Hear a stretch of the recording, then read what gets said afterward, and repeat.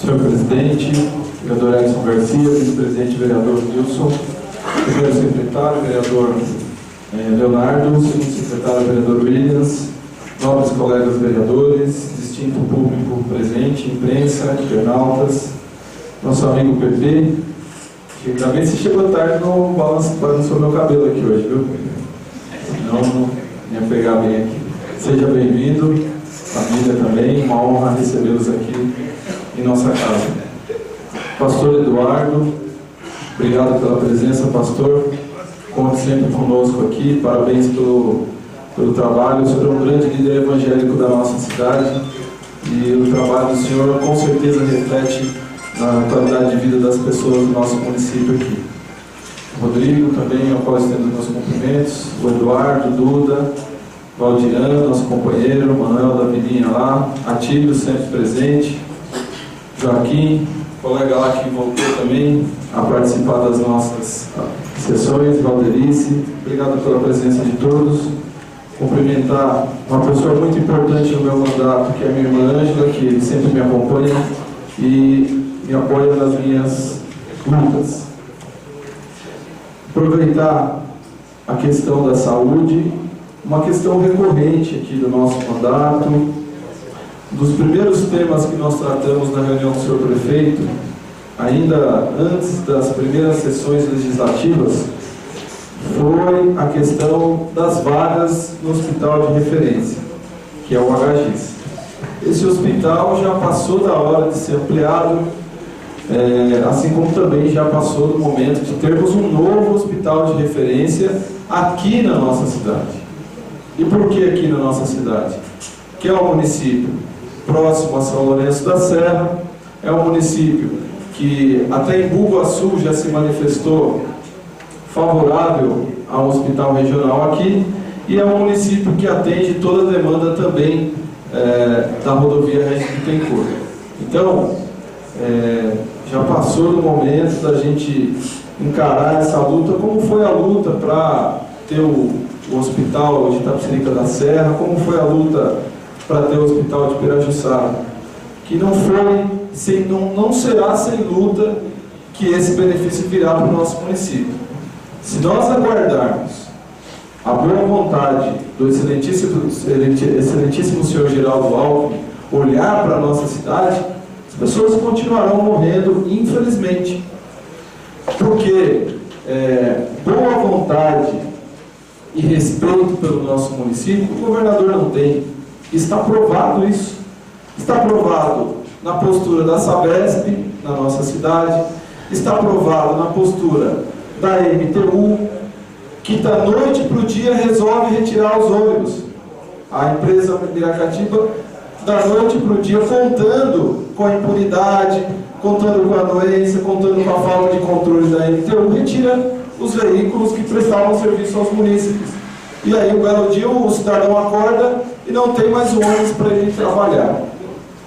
Então, mais uma empresa que mostra o descaso. É o descaso que o governador mostra com a nossa delegacia, com falta de viaturas, falta de efetivos.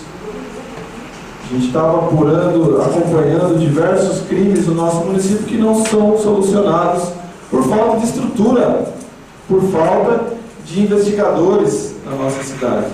Polícia Militar, que falta efetivo.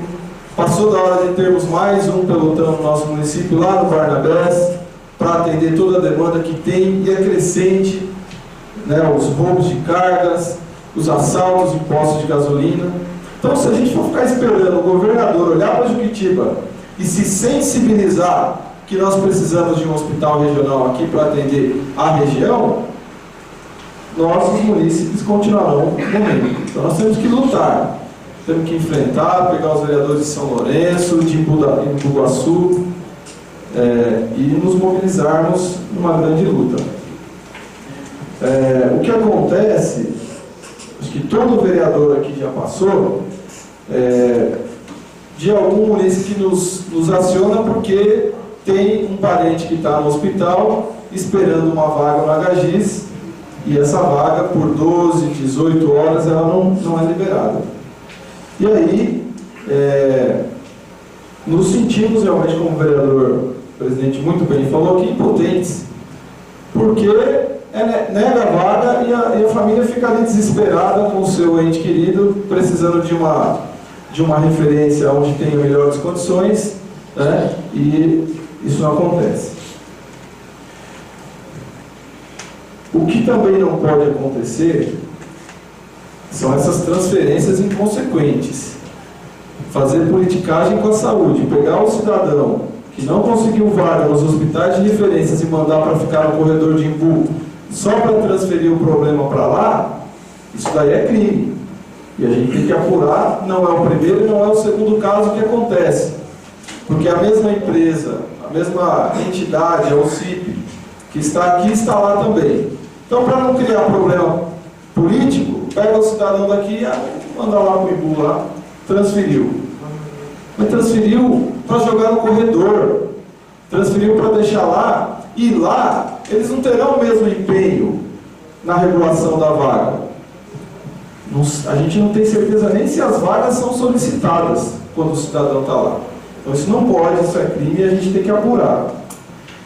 Nós precisamos de uma emergência com melhores condições da nossa cidade. Isso é fato. Já conseguimos recursos através de emendas estaduais e federais. Agora, por que usa? É um grande mistério. O Rodrigo sempre me perguntava: Pedro, onde estão as emendas? Eu falo: Rodrigo, eu também queria saber. Eu gostaria que essas emendas fossem concretizadas e nós tivéssemos lá os equipamentos necessários para manter o cidadão quando ele tem uma necessidade de emergência. Estamos finalizando o segundo ano e esses recursos ainda não foram utilizados. E isso, para mim, só tem uma definição: é incompetência. Incompetência daquelas pessoas que deveriam estar gerindo os nossos convênios. Porque o convênio, ele precisa ser bem gerido para se transformar de convênio em objeto contratado pelo município servindo ao cidadão. Então, nós vereadores fazemos o nosso trabalho, que é ir atrás dos parlamentares e conquistar os recursos, mas é o primeiro passo. Depois disso, tem todo o trabalho técnico, que a prefeitura precisa ter técnicos, né? E o que tem lá, me parece que é um bando de incompetente. Os recursos estão parados e a população está necessitando. E no Estado é muito simples. São 2 folhas. Um plano de trabalho de 2 folhas que deve ser encaminhado para o Departamento Regional de Saúde para os equipamentos serem liberados. E não se tem a capacidade de elaborar um plano de trabalho de 2 folhas. 2 folhas. Então, realmente, acho que amanhã a gente precisa apurar isso aí. Então, a nossa saúde também tem uma outra questão, dentre tantas, né? Nós, por exemplo, pagamos o aluguel da Secretaria de Obras com o dinheiro da saúde. E está aí, está escancarado, está aos nossos olhos. Um prédio aqui do lado sendo custeado com recursos da saúde. E o que a gente percebe é a falta de autonomia dos profissionais que estão na secretaria de gerir a saúde do nosso município. Ou seja, não são eles quem decidem como vai gastar, quando vai gastar. Ora, se quem está lá não decide sobre os próprios recursos, não tem autonomia, quem está longe vai tomar decisões sem ter o mínimo de acompanhamento. E é o que acontece hoje, a gente percebe isso nas audiências públicas. Várias questões são feitas aqui ao Jarbas, a secretários que aqui passaram, e quando se trata de autonomia na gestão dos recursos, eles dizem: fala com o financeiro. Ué, mas o financeiro fica aqui em cima. O financeiro fica ali preocupado com números. Quem tem que decidir é quem está lá lidando com pessoas, com vidas. São eles que têm que decidir sobre compras, sobre decisões orçamentárias. Não é isso que acontece. E o reflexo disso é uma péssima gestão na saúde, né? E ficam lá bonecos, porque nós temos bonecos ocupando cargos e sendo remunerados. É simplesmente isso, porque eu não vejo uma gestão na saúde do nosso município. Espero que amanhã tenhamos sucesso, diferentemente das outras vezes que tentamos isso. Quero parabenizar todos os estudantes da nossa cidade que participaram do Enem nesse final de semana. Extremamente importante. Foram 6.200.000 pessoas que participaram em todo o Brasil. Em Juquitiba nós vimos os jovens e até as pessoas que querem voltar a estudar também, buscando essa oportunidade. Isso é muito importante, né? Porque são jovens buscando suas perspectivas, são jovens sonhando com o futuro, lutando em busca dos seus objetivos, o que vai refletir na nossa cidade muito em breve.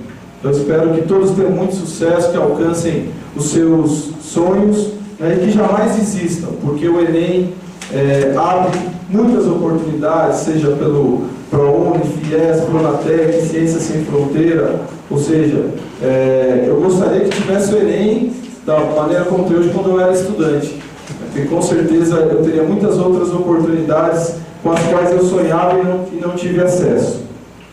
Então, que os nossos jovens possam aproveitar essas oportunidades.